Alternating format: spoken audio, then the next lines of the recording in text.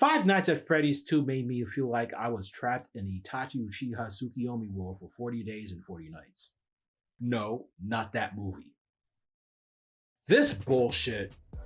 This movie starts off in the past with a girl named Charlotte in a Five Nights at Freddy's restaurant sitting on the floor waiting for her favorite animatronic to appear.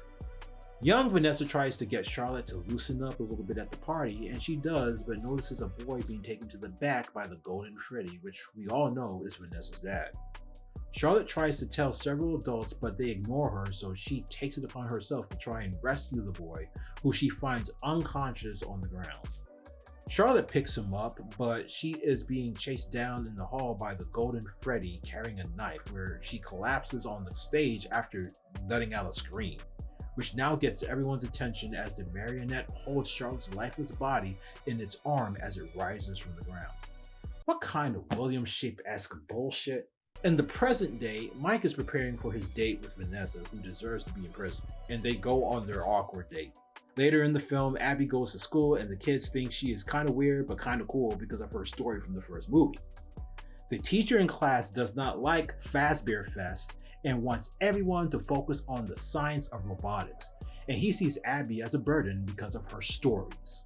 Meanwhile, two dudes and a girl, which sounds like an X-rated film on the dark web, meet up with a guy named Mike, but to not confuse him with our Mike, I will refer to him as Miguel for the rest of this video. Miguel takes the three people inside of the Five Nights restaurant and they begin recording and searching the place for spirits.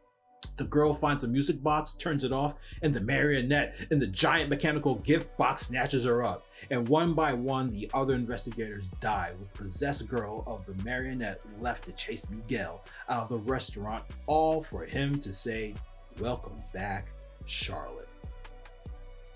Abby finds out Mike was lying about fixing the animatronics and goes back to the Five Nights restaurant. We need a GPS tracker on this girl. I feel like she's going to be doing this a whole lot. Mike allows her to pick anything she wants from the location as a memento, and she chooses this Freddy talking toy thing shit.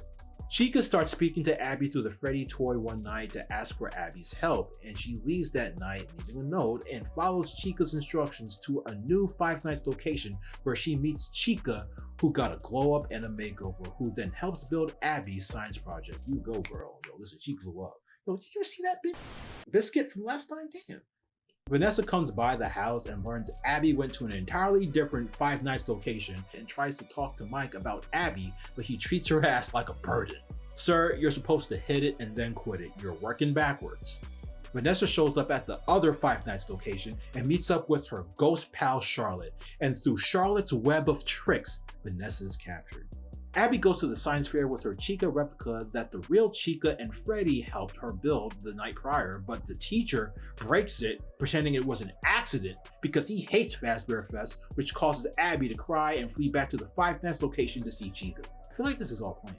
We learned that the ghost of Charlotte was operating Chica and all the animatronics, and that she can't get out beyond the restaurant until Abby enters the code to eliminate the firewall that's keeping her trapped in, which Vanessa placed a long time ago.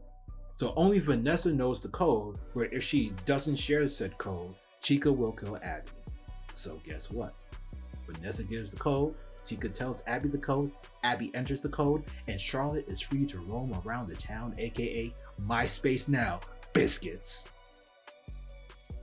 Mike does his homework and finds Charlotte's dad, where they talk, and Mike learns of a second Five Nights restaurant, which Vanessa tried to tell him about before he went off on his rant about wanting to fix her. Guys, listen to me. You cannot fix her. Don't even try to. If she's crazy, she's crazy. Stop doing this. I see it too much on Instagram.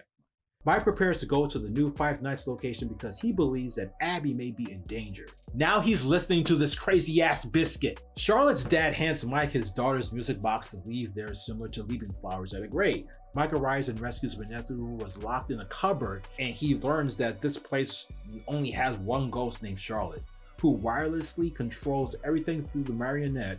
And so Abby is now in danger, who took a goddamn taxi cab with Chica back to the school, and Mike has to shut off the Wi-Fi to turn off Charlotte's powers as Vanessa goes off to rescue Abby. Abby arrives back at the fair with Chica, and the teacher thinks Chica is like some dude in a costume. Chica sneaks and kills the teacher, and Abby wins first place. Listen, this is so stupid. Oh my God. Who wrote this? Don't tell me. We'll probably figure out later.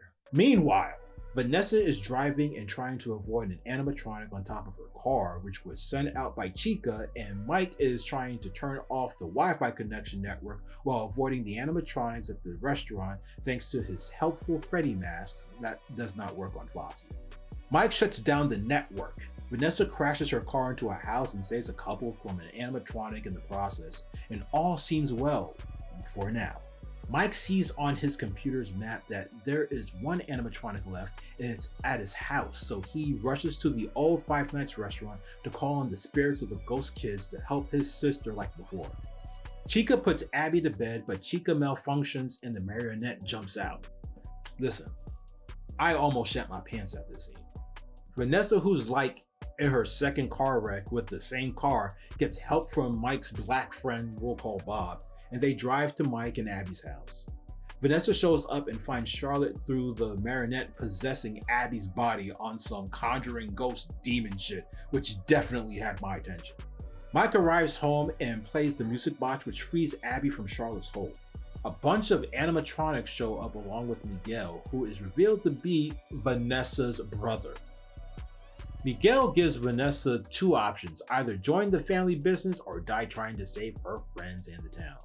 Vanessa sides with Mike and Abby. Wait, listen, yo, it gets better. And then the animatronics from the first movie show up to save the day, destroying the new animatronics, where Miguel fled outside and he was clotheslined by Black Bob. Mike sees the ghost boy from, I guess, the Foxy animatronic, who warns Mike that they can't hold him back now as they transition to the afterlife. Mike and Abby prepare to leave, but Mike tells Vanessa to stay away from them because she is basically the cause to all their problems. Oh my God. What?